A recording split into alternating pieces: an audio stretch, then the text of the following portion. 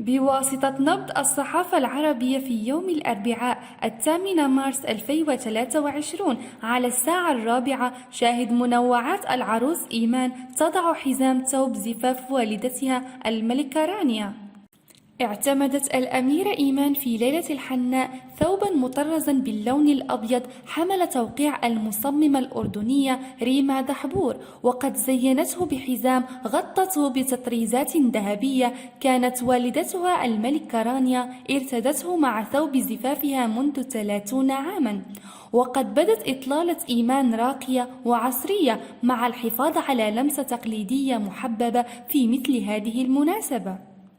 الملكة رانيا تتوسط ابنتها إيمان وخطيبة ابنها رجوة آل سيف، وكانت الملكة قد نشرت صورة في صفحتها على موقع انستغرام، صورة وهي تضع اللمسات الأخيرة على ثوب حناء ابنتها، ثم نشرت مجموعة من الصور من حفل الحناء أرفقتها بتعليق حنينا العروس وبالحب غمرناها وبجمعة الأهل كملت فرحتنا بليلة حناء إيمان.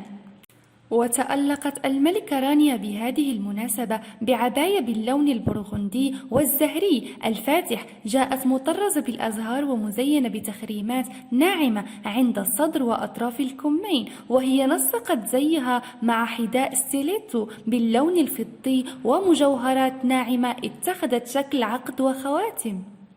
وقد ظهرت إلى جانبها بهذه المناسبة رجوة آل سيف، وهي خطيبة ابنها ولي العهد الأمير الحسين ابن عبد الله الثاني، التي لفتت الأنظار بإطلالة مميزة تألقت من عباية بلون البنفسجي والبرتقالي مع لمسات بسيطة من الأخضر الذي تكرر ظهوره في حذائها.